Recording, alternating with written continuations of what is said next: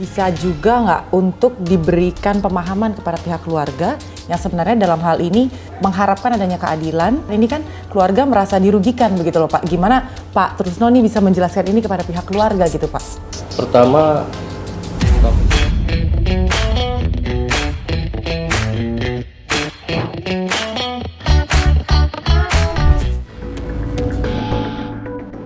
bagaimana Polda berpendapat akan hal ini?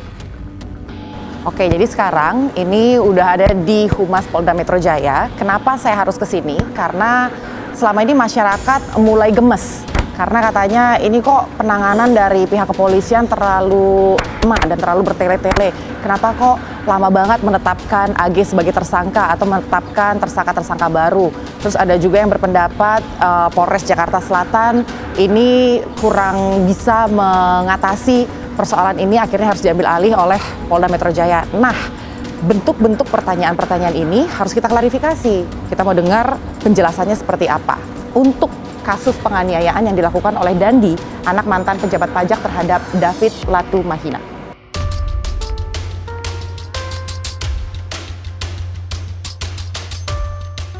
Oke teman-teman, karena banyak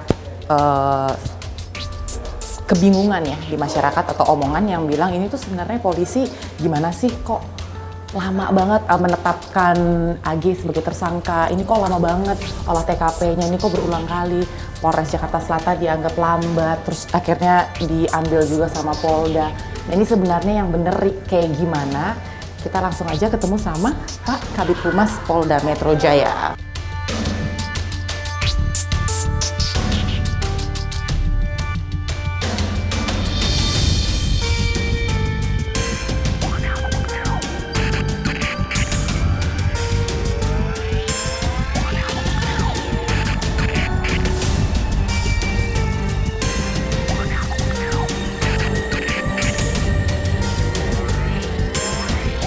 Pak, ini tuh masyarakat banyak yang teriak nih. Ini kenapa sih kok polisi lama banget menetapkan tersangka yang lain gitu kan? Terus Polres Jakarta Selatan dianggap lambat gitu. Sekarang kok Polda Metro Jaya ambil alih. Nah mungkin Pak Truno bisa menjelaskan. ya artinya penyidik baik Polres maupun Polda memiliki SOP yang sama dan aturan juga manajemen penyidikan. Terkait hal ini kan kita perlu ketahui proses kasus ini merujuk kepada adanya aturan undang-undang tentang perlindungan anak dan juga tentang undang-undang sistem peradilan anak. Ada dua peristiwa pada asistensi yang didapati yang langsung dipimpin oleh Pak Kapolda Metro Jaya. Ada satu peristiwa yang pertama adalah adanya tersangka M dan juga S yang telah ditetapkan oleh Polres Metro Jakarta Selatan ya.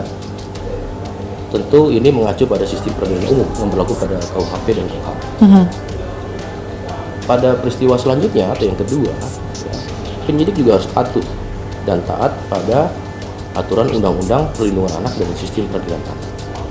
Artinya dalam hal ini penyidik perlu melakukan kolaborasi interstakeholder yang terkait. Ada Kementerian PPA, kemudian ada Apsifor ya, psikologi forensik, terus kemudian dari Dinsos Jakarta Selatan, termasuk ada pekerja sosial profesional yang perlu melakukan tahapan penilaian terhadap anak ini sebagai pemenuhan hak yang wajib yang diatur oleh undang-undang. Yang pertama, penilaian dari pekerja sosial nanti pada akhirnya akan dibuatkan laporan sosial, yaitu untuk gunanya menilai pertama terkait dengan adanya tekanan terhadap anak. Yang kedua juga melihat pada relasi kuasa. Yang ketiga, apakah ada tekanan sosial lainnya. Ini tentunya adalah suatu SOP prosedur secara aturan undang-undang yang harus dilalui. Tentu penyidik patuh dan taat pada azas aturan undang-undang. Nah, apakah prosedur-prosedur yang harus dilewati ini Pak bisa juga nggak untuk diberikan pemahaman kepada pihak keluarga yang sebenarnya dalam hal ini mengharapkan adanya keadilan? Ini kan keluarga merasa dirugikan begitu loh Pak. Gimana Pak Trusno nih bisa menjelaskan ini kepada pihak keluarga gitu Pak? Pertama, Kapolda Metro Jaya ya menyampaikan juga dengan jajarannya turut prihatin ya, berempati, mendoakan Adinda David ya, anak D ya segera dipulihkan ya. kemudian juga pada keluarganya dikuatkan dan diberikan ketabahan. Tentu kita berharap segera cepat pulih. Terkait dengan hal ini, pada proses memang ada tahapan yang memang harus dilakukan. Tentunya proses formil pada penyidikan, tadi saya sampaikan ada berlaku 2 peristiwa pada pemberlakuan sistem peradilan umum dan sistem peradilan anak. Tentu kita masih menunggu, proses ini kan masih berlangsung. Ya, proses ini masih berlangsung. Kami terima kasih diberikan masukan, diberikan adanya temuan-temuan. Ya, tentu ini apakah dinilai, apakah bisa menjadi alat bukti? Tentu ini menjadi novum apabila bisa. Ya. Kemudian Bapak Kapolda Metro Jaya sudah menekankan kita mengungkap kasus itu harus scientific crime investigation. Metode ini adalah metode modern, memadukan antara teknis, prosedur, dan juga keilmiahan, sehingga hasilnya bisa akurat dan juga dipertanggungjawabkan. Berarti sebenarnya bukannya sengaja dilambat-lambatin, bukannya karena ada apa-apa, tapi karena memperhatikan ini ada keterlibatan anak-anak di bawah umur, teman-teman. Jadi memang pihak kepolisian harus ada berkolaborasi dan juga berkomunikasi lebih lagi dengan stakeholder yang lain. Tadi kan ada perlindungan anak dan masih Komnas dan lain sebagainya lah kayak gitu. Nah terus Pak Trusno yang terakhir nih, ini kan olah TKP dilakukan berkali-kali Pak, gitu kan ya. Kenapa Pak? Kenapa harus berkali-kali dilakukan olah TKP? Kan ini juga menjadi pertanyaan masyarakat yang saya wakilkan. Kenapa harus berulang kali olah TKP?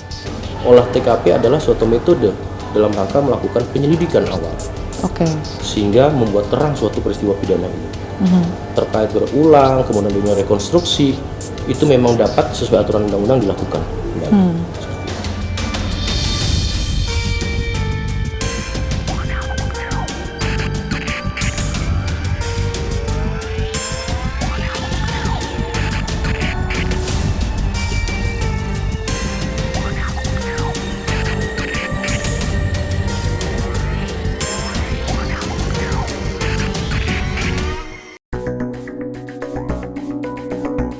Akhirnya Kamis 2 Maret kemarin, Polda Metro Jaya menaikkan status AG sebagai pelaku atas kasus penganiayaan terhadap David Ozora. Kami melihat di sini bahwa dari bukti digital bahwa ini ada perencanaan sejak awal. Ya, pada saat mulai menelpon SL, kemudian bertemu SL, kemudian pada saat di dalam mobil bertiga ada mensreak niat di sana. Kemudian pada saat terjadinya penganiayaan yang ini sangat-sangat memprihatinkan, kita lihat ya, sangat-sangat sadis di sini. Itu ada 3 kali tendangan ke arah kepala.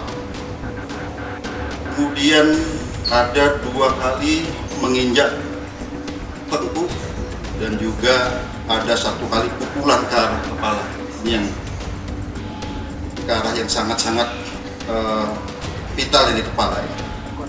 Sebagai wujud penyidikan kami yang berkesinambungan dengan melihat alat bukti yang ada, dengan melihat digital forensik, hasil digital forensik, bukti chat WA, video, kemudian bukti digital forensik dari CCTV, TKP, keterangan saksi, beberapa orang saksi ini, 10 orang saksi yang saling bersesuaian, sehingga kami menemukan fakta hukum dan bisa menemukan peranan dari masing-masing tersangka. Maka hari ini kami menambah konstruksi pasal sebagaimana yang kami sebutkan tadi. Yang kedua, terjadi peningkatan status terhadap AG yang tadinya adalah anak yang berhadapan dengan hukum, berubah menjadi anak yang berkonflik dengan hukum ataupun anak. Jadi kalau di undang-undang pelihara tidak boleh disebut tersangka. Ya, kemudian untuk efisiensi penyidikan, karena selama ini kami mengirim tim wasidik dan penyidik dari Polres Jakarta Selatan, kami limpahkan ke Polda Metro Jaya.